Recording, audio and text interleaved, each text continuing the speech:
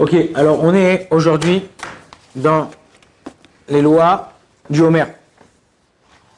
Alors, au niveau du conte du Homer, je ne vais pas rentrer avec vous peut-être aujourd'hui. Aujourd'hui, on va voir d'abord dans les minagim qu'une personne elle a pendant les jours du Homer et comment on doit faire. Et Bezrat Hashem, demain, si on pourra et on a le temps, on verra peut-être les lois du conte du Homer. Ok, voir que il y a des halakhot qui sont bien précises.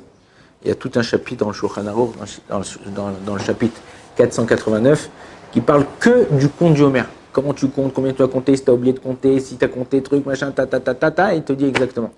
Maintenant, au niveau de les minagim du Homer, il y a beaucoup de personnes qui se trompent entre la période du Homer, c'est-à-dire la période où on est là. Il faut savoir que la période du Homer, c'est une période qui n'est pas forcément triste.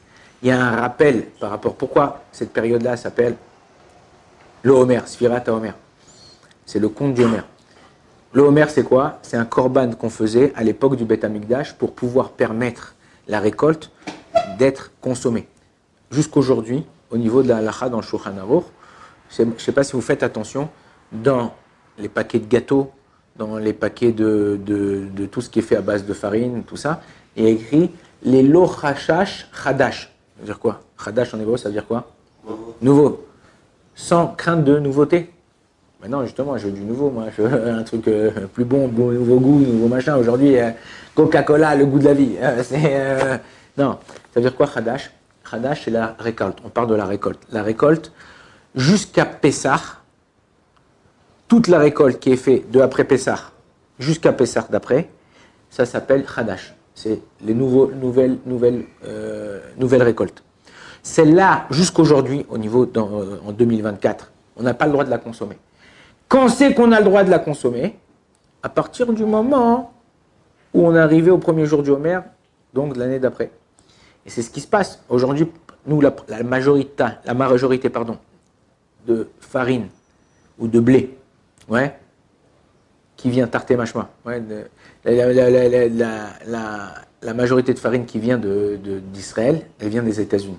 J'étais aux États-Unis, c'est des stocks et des stocks et des stocks, et à chaque fois ils vérifient, il y a des malguérim, mais en tout le temps, c'est de la farine de l'année dernière. Ça veut dire que c'est la farine vérifie. La farine, donc tous les gâteaux, donc qu'est-ce que je m'en fous que ça vient des États-Unis ou de Honolulu?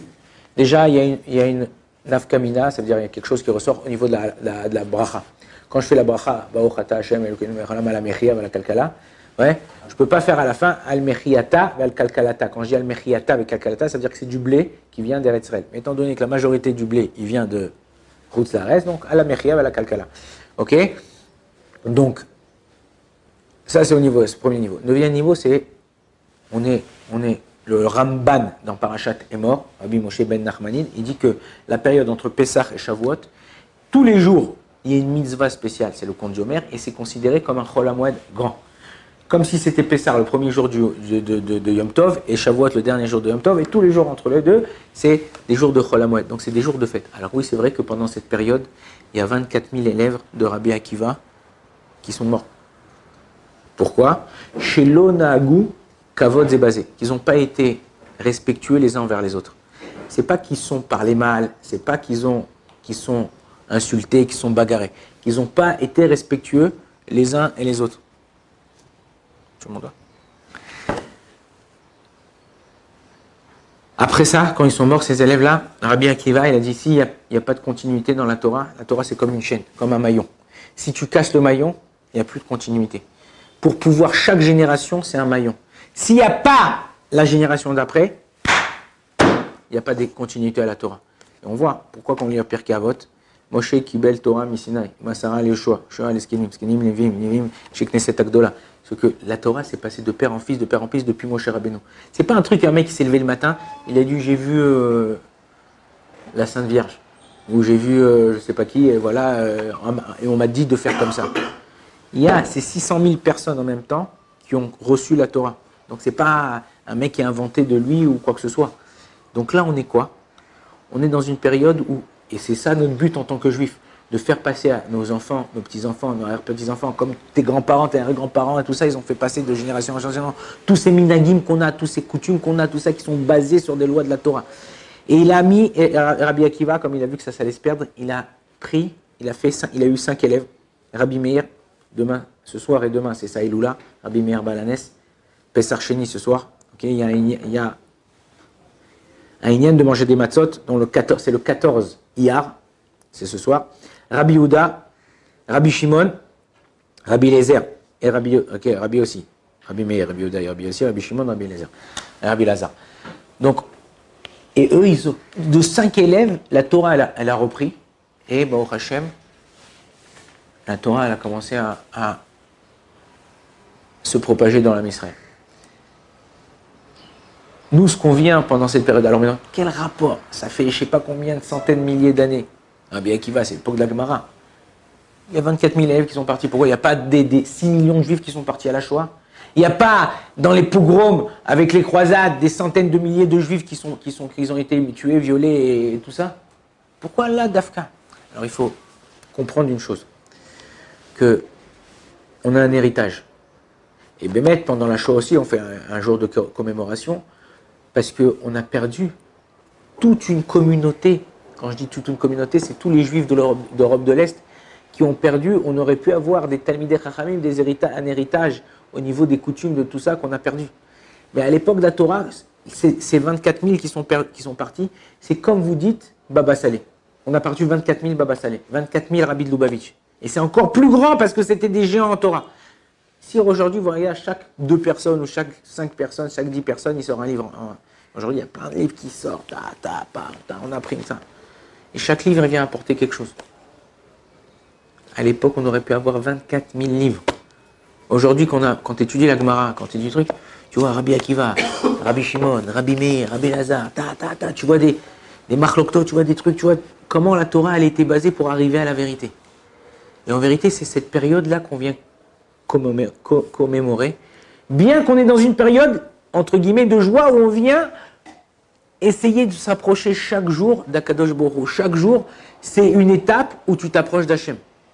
Chaque jour, c'est une étape où tu essayes de devenir quelqu'un de mieux. C'est pour ça qu'on ne compte pas 49 ou 50, 49, 48, 47, 46, 45, 44. Non, on compte 1, 2, 3, parce qu'on vient de construire. Ok? C'est quand tu construis un immeuble. Tu dois construire un immeuble de 50 étages. Ok? Tu dis pas, voilà, j'ai construit un étage, je suis à moins 49, je suis à moins 48. Non, j'ai construit un étage, 2 étages, 3 étages, 4 étages, la même chose. Un homme, il se construit. Si un homme, il reste tel qu'il est, ouais, un homme, il doit monter dans la Gdusha. Le Rav Chaim de Vologine dit comme ça, c'est une phrase qui est magnifique que je vous dis souvent. Si le juif, il ne fait pas Kiddush, le goy fera l'Avdallah. Si le juif, il ne fait pas Kiddush, le goy fera l'Avdallah. Ça veut dire quoi? Si moi, dans le monde, en tant que juif, je ne fais pas Kiddush Hashem, je ne sanctifie pas le nom de Dieu partout où je vais, même quand je suis parmi les non-juifs, même quand je suis parmi les juifs, je dois me comporter d'une façon où moi, quand on me voit, je sanctifie le nom de Dieu. Si je ne fais pas ça, eh ben, le goy va dire « Ah, c'est un juif, il a fait ça !» Quand on fait quelque chose de mal, il va dire « Eh ben, c'est un juif !» Ça, c'est l'Avdallah. Il sépare. « Ah, il a fait ça parce que c'est un juif. » Nous, on a une mission sur terre, à part d'accomplir la Torah et les mitzvot. Notre mission, c'est de montrer au peuple, à tous les peuples, qu'on se comporte bien. On ne vole pas, on ne tue pas, on ne pille pas, on ne viole pas, on fait pas des choses mauvaises. Les gens, en ce moment, il y a un truc, l'enfant le plus petit, il commence à comprendre la chose. Il comprend ce qui s'est passé à Simchat Torah le 7 octobre. Aujourd'hui, à l'ONU, ils disent « Ouais, il faut attaquer, il faut mettre en prison Bibi et son galin, c'est tout ça, il faut les mettre en prison, et aussi de l'autre côté, il faut les mettre en prison. » Attendez 2 secondes. Je ne veux pas de la politique, je ne suis pas la politique et j'aime pas la politique. Ouais, mais quand à Simchat Torah, 1136 personnes ont été massacrées, violées, et je m'arrête là pour ne pas rentrer dans les détails. C'est pas normal que nous, on se lève et qu'on fasse une guerre pour récupérer les otages qu'on a là-bas. Et en faisant cette guerre, on n'a pas violé. On viole pas on viole pas leurs filles quand on arrive dans les maisons. Nous, on ne les fait pas souffrir Comme eux, ils ont fait souffrir toutes les personnes qui n'avaient rien fait, ce n'étaient même pas des soldats. C'était des gens qui vivaient tout seuls, tranquilles chez eux. Alors que là, c'est des gens qui se cachent dans des tunnels et qui cherchent rien qu'à nous tuer. Je comprends pas. Un mec qui vient sans raison, il te met une claque. Tu lui tends l'autre joue ou tu lui mets un coup de poing? C'est sûr que tu lui mets un coup de poing. Si tu te laisses faire, il va t'exploser, il va t'éclater. C'était la petite parenthèse. Mais nous, doit être un exemple. Et même en tant que de guerre, combien de fois on voit, d'abord on envoie avec les hélicoptères ou avec les avions, on envoie des feuilles pour que tous les habitants ils sortent de leur maison. Et ceux qui restent, en général, c'est le Hamas. Et on combat. Comme eux, ils sont rentrés, ils ont dit, partez tous. Ils ont tué tous les enfants. Lo alenu, lo alechem. Alors, il faut remettre un peu les choses à leur place. Quelqu'un qui a un esprit sain, et c'est ce qu'on doit avoir, essayer de se comporter bien. Donc en vérité, c'est ça cette période du Homer, c'est d'apprendre pendant 49 jours. Et il y a des livres qui ont été écrits sur ça.